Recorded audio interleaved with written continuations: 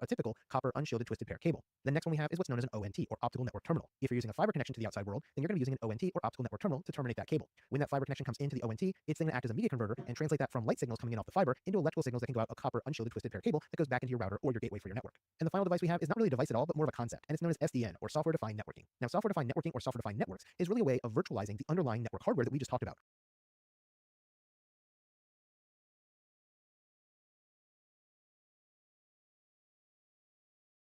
All these routers and switches and firewalls and all these devices can be converted into these cloud-based equivalents that we can then interact with using software. And this is where software-defined networking comes into play. When you're dealing with software-defined networking, we actually break down the different layers that a device works at, which is the infrastructure, control, and application layer, into those separate layers, and we interact with them programmatically using software to be able to do different functions across multiple physical devices in our networking world, but doing it all from a software perspective.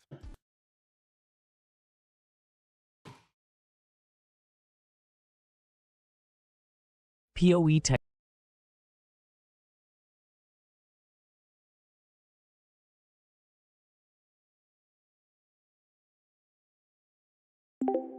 Software.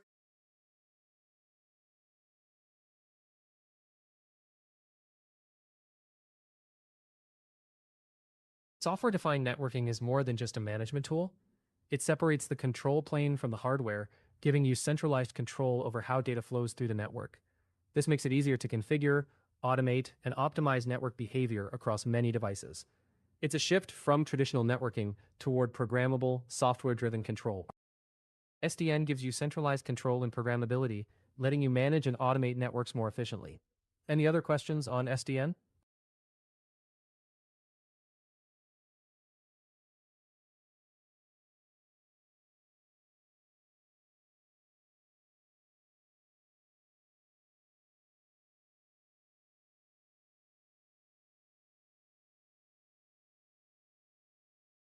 The advent of cloud computing has changed networking in many ways. And if you're a network administrator, you know that in the cloud, we don't usually have physical routers, switches, and other infrastructure devices. Instead, we need to take these networking platforms we use in the real world and move them into the virtualized cloud-based world. One way that we're able to do this is through the advent of software-defined networking, or SDN. With software-defined networking, we take those devices like switches, routers, firewalls, and other networking infrastructure devices, and we change them to be a software-based platform that we could use in the cloud. This means that we might take something like a switch and separate all of the functions of the switch into individual pieces. We can then take these pieces and then create software versions that we can then run in the cloud. There are commonly three layers or three ways to separate these devices so that we can create some consistency across all of these networking components. The first layer would be the infrastructure layer. Sometimes we hear this referred to as the data plane of that device. So it's common that this data plane would do the forwarding, the trunking, the encrypting, the network address translation, or anything else that needs to occur at that packet level. When our routers and Software.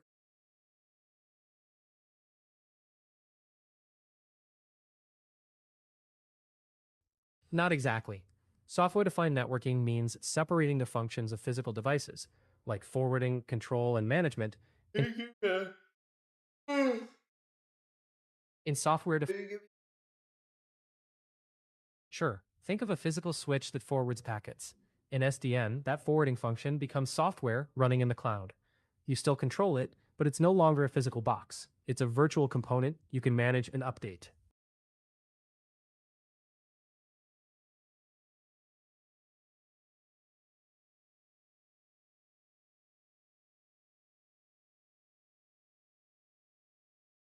So, In short, SDN is just. exactly. SDN virtualizes the functions of hardware like switches and routers, letting you control them through software instead of physical devices.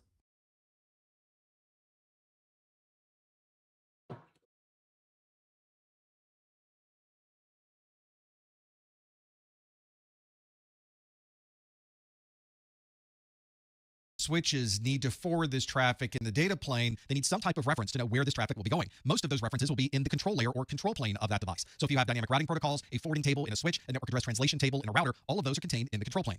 And of course, you or some other process is in charge of managing that device. To be able to manage it, we need to log in or access the device via an API or application programming interface, and all of that access is provided at the application layer or management plane of that device. So when you SSH into a router, when you bring up a graphical front end of a firewall, you're managing that device from the management plane.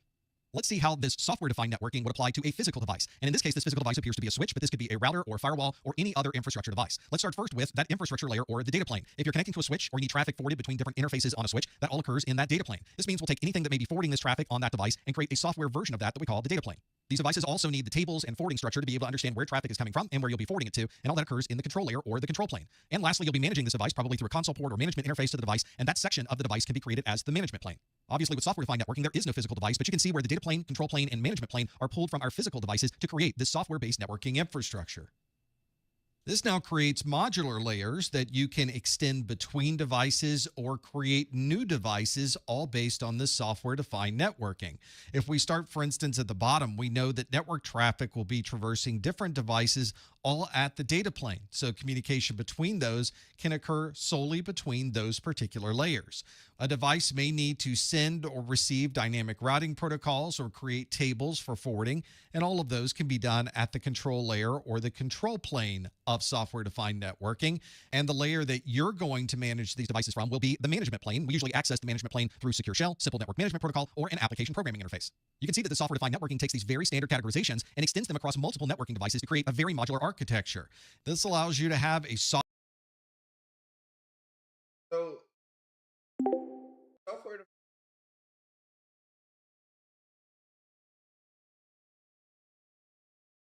defined or it's virtual.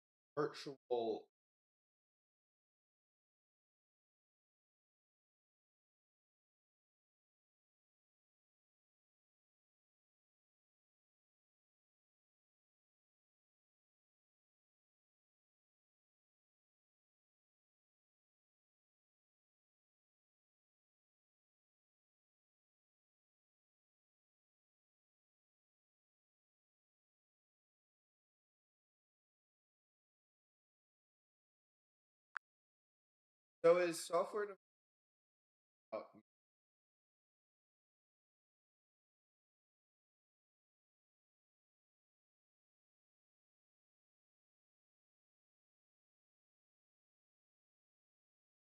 let's say if it's so that you can Software-defined networking SDN is primarily about decoupling the control plane from the data plane. In other words, it allows you to centrally manage and program network devices through software rather than manually configuring individual physical devices. While it still uses physical network devices like switches and routers, the focus is on abstracting their management so that you can control them and orchestrate traffic policies via a centralized controller. Thus, it's both about managing physical devices and abstracting their control through virtualization concepts.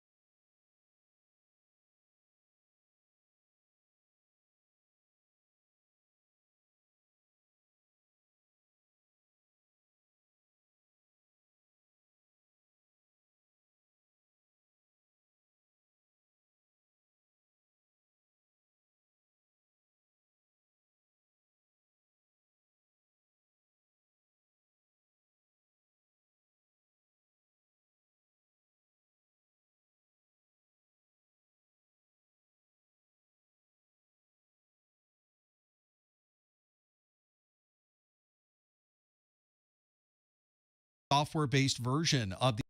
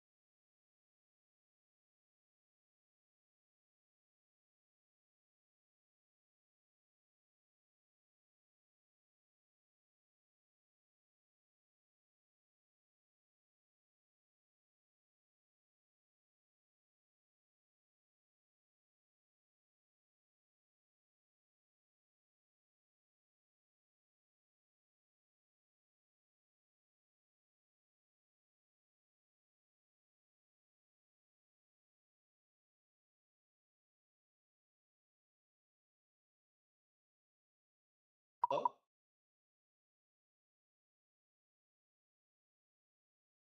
Hey James, how's it going? but I'm just trying. That just whole or is it virtualized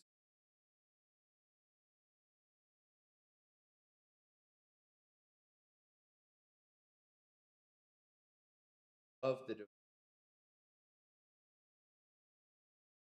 Oh, good question. That's actually a subtle distinction. So the core idea of software-defined networking is your third option. Roughly, it's about separating the control plane from the data plane. Basically, in a traditional network, every switch and router has its own brain built in, deciding where traffic goes. With SDN, you rip that decision-making logic out of the individual devices and centralize it in software, a controller, that then tells all the simpler, like dumber switches what to do. So the physical devices still exist and still forward traffic, but the intelligence controlling them is virtualized and centralized rather than baked into each box.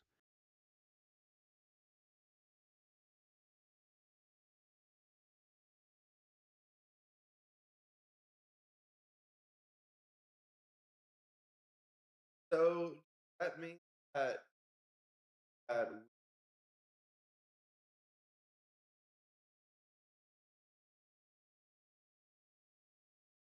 means that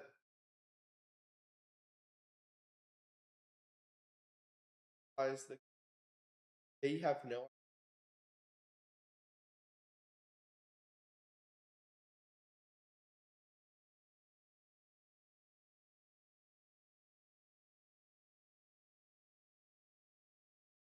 Right, so think of it like this. The switches still have rule tables sitting on them like, if traffic matches this, send it out that port. That part's still physically there. But instead of each switch figuring out those rules on its own through chatting with neighbors, the central controller computes the rules and just pushes them down. So you're not manually touching each device. You write the policy once in software, and the controller distributes it to every switch automatically. Software.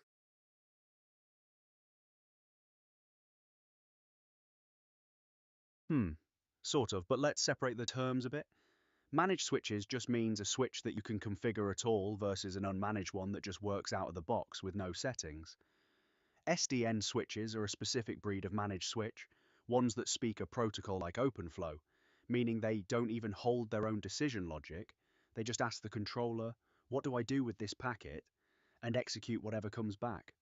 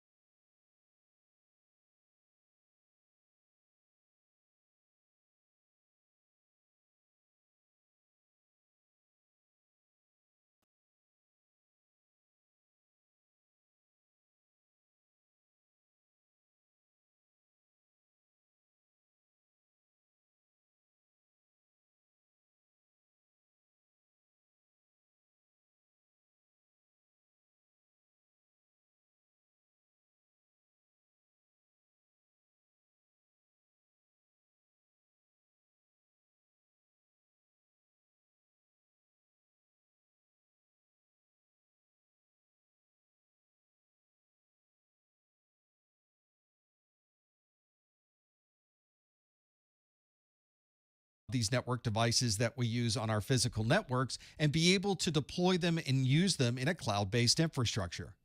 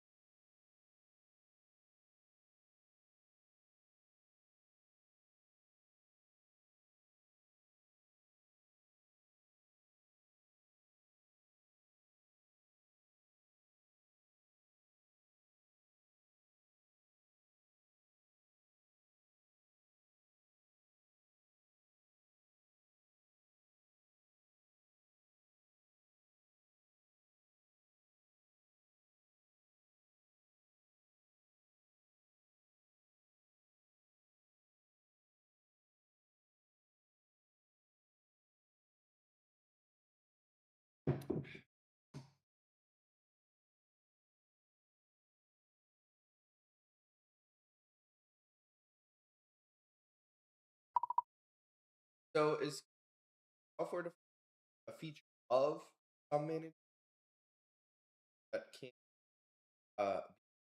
with? Good question. Software-defined networking isn't really tied to one specific type of switch. It's more of an architectural approach.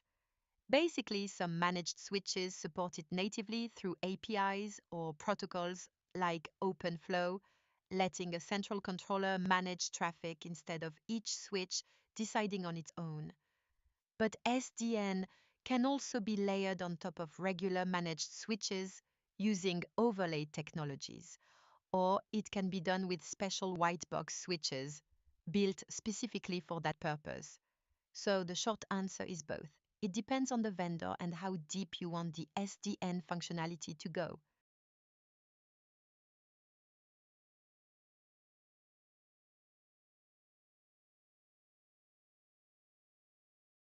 Are you able?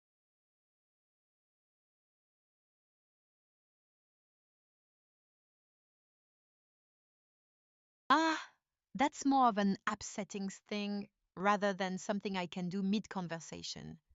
You'd usually find it in the voice or audio settings of whichever app you're using to talk to me.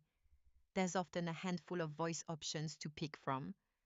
Which app are you using? The Cloud app or something else? That might help me point you in the right direction.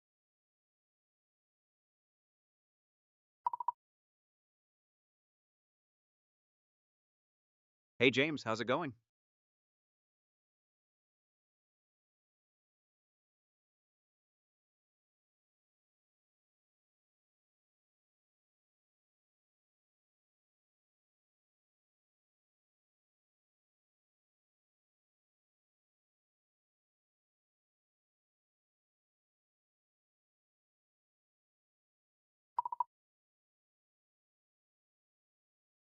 Hey, I'm here. Can you hear me okay?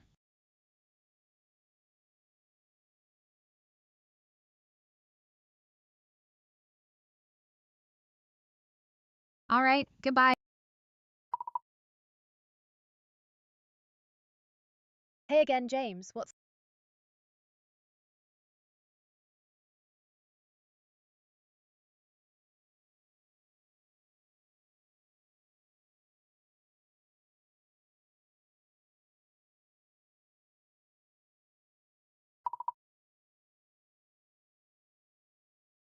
I can hear you, James.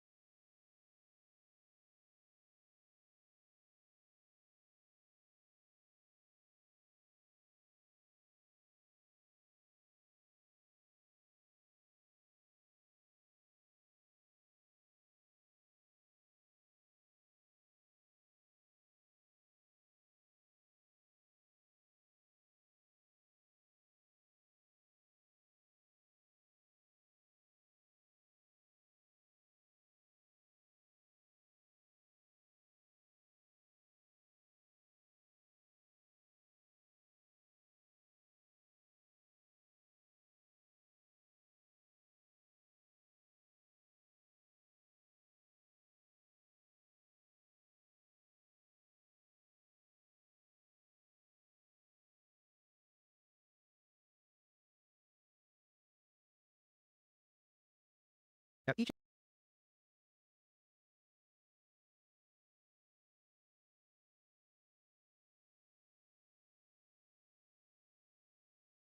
in this lesson, we're going to talk about the different network types that you're going to experience as a technician. This includes personal area networks, local area networks, metropolitan area networks, wide area networks, wireless local area networks, and storage area networks. Now, we're going to start out with our smallest networks and work our way out to the largest networks.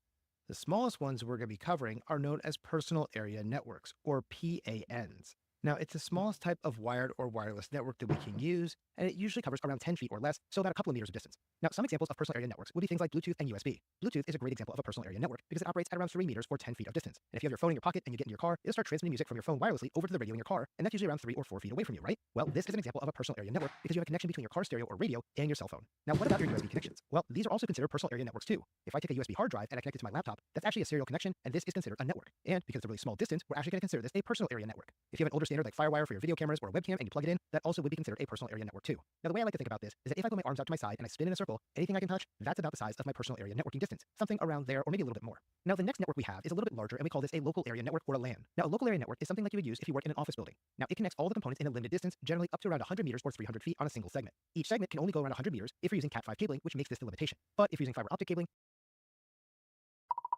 LAN is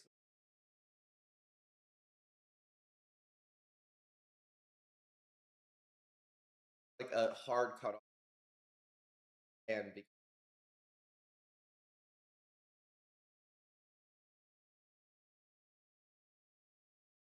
Good question. So the real distinction isn't about size, it's about what layer of networking is involved. A LAN, or local area network, is confined to one physical location and uses private IP addressing, whereas a WAN, or wide area network, connects multiple LANs across different locations, often over the public internet. Size just tends to correlate with that, since bigger networks often span multiple sites.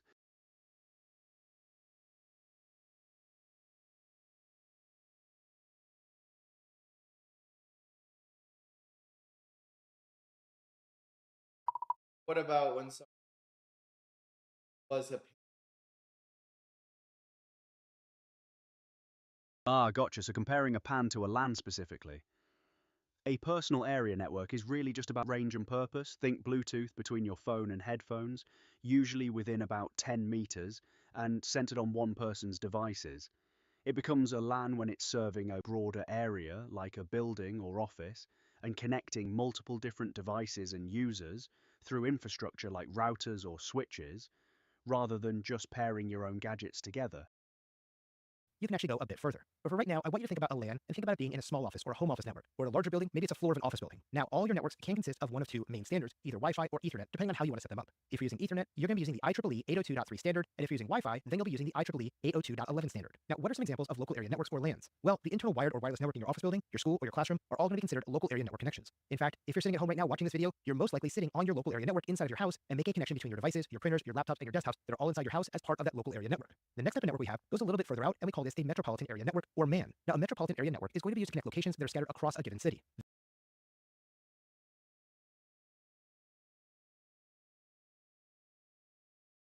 This is really a larger version of a local area network, but it is smaller than a wide area network that we'll cover next. Usually, these metropolitan area networks will cover an area of around 25 miles, or maybe even a little bit bigger, depending on the size of your city. A good example of a metropolitan area network is a network run by a city's department, like the Department of Motor Vehicles or the Police Department. They're going to have lots of different locations dotted all across your city, and each of those are local area networks. But then they connect them all together to form one network that consists of these multiple local area networks, one of these for each building, and as they all get tied together, we call this a metropolitan area network because they work together as a large internal network across the entire city. The next network type we have is known as a wide area network, or WAN. Now, a wide area network connects geographically disparate internal networks. These wide area networks are created by combining dedicated lease lines between various networks, or by using virtual private networks that are tunneled over the internet. A wide area network is used to cover a large geographic area, such as an entire state, or a province, or a country, or even the entire world. In fact, the largest wide area network that's used every day by organizations is the internet, and it connects millions of networks from across the globe using an interconnected series of lease lines, virtual private network connections, and other forms of connectivity to transmit data all over the globe. So, when I finish recording this lesson, I'm going to upload to a file server that you'll later be able to access from your home wherever you are in the world, all because we're both connected to the same wide area network, which we call the internet. All this happens over this wide area network connection for us and makes the magic happen of transmitting my voice over to your computer. Now, another important thing to think about when we talk about a wide area network connection is the fact that they don't always have to be public like the internet is. In fact, let's take an example of a company that has an office in New York and an office in California. Now, each of these two locations will have their own local area networks, but if we wanted to connect them together over a private intranet, we could do that using a wide area network connection because we're taking this very large network and going across the entire country and connecting it together. So we have two local area networks, but they're still being tied over a larger wide area network link using a dedicated lease line or something like that. A good example of a private wide area network is one that's used by the government of the United States. In fact, the government of the United States has offices all over the country in each of its 50 states, and this spans 3,000 or 4,000 miles. All these can be connected through a private wide area network connection, so they now have a wide area network that's made up of all of their smaller office buildings across the entire US. Now, when we look at network geography, I want you to remember the distances involved. Now, I don't mean the actual miles or meters, but just a general size and scope. So as we start thinking about this, I want you to remember that we have our smallest network, the personal area network. and then we move out into a local area network, and then we go even further out to connect buildings across a given city to form a metropolitan area network, and then we move outward across the state, the country, or even the world by using a wide area network. So when it comes down to it, if you can remember how we move from the smallest to largest distances, going from a pan to a LAN to a MAN to a WAN, you'll be able to identify the type of network being utilized to cover a variety of distances. Now, in addition to these types of networks we just talked about, we also need to understand two additional network types that are defined more by their function than by the distance they cover. These two network types are called a wireless local area network, or WLAN, and a storage area network known as a SAN. When we talk about a wireless local area network, it's often referred to as a WLAN or a wireless LAN. If you're using Wi-Fi in your home or office, this would qualify as a wireless local area network. A wireless local area network is a wireless distribution method for two or more devices that creates a local area network using wireless frequencies.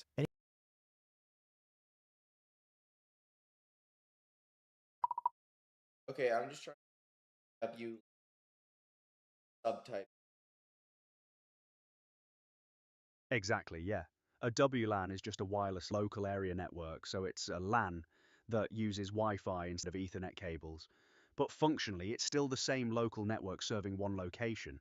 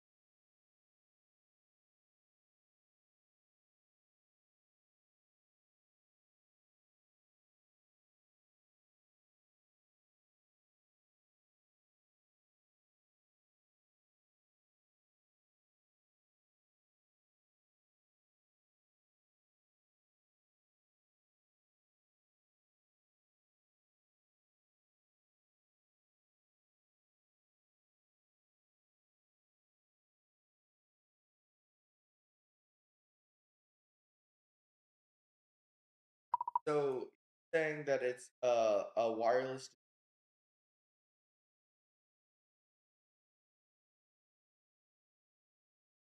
saying that in order for a W that it devices need wireless.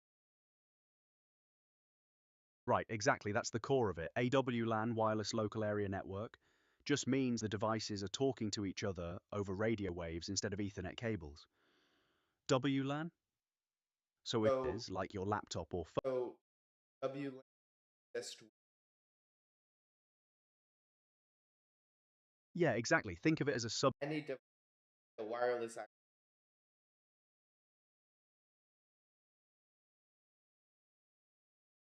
Right, pretty much by definition. A wireless access point is the thing that actually creates the WLAN. It's what broadcasts the radio signal that lets devices join wirelessly. So and with only devices wireless. Those devices are of the broader. exactly, you've got it. The wirelessly connected devices form the WLAN specifically, and then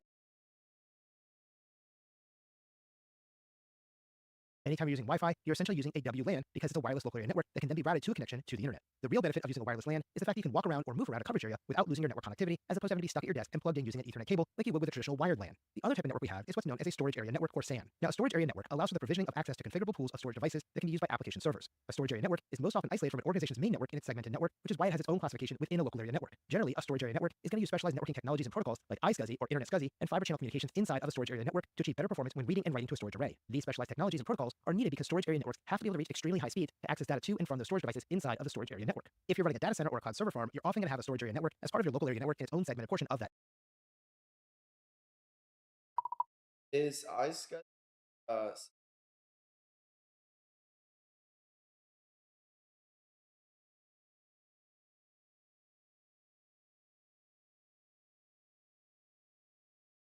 iSCSI S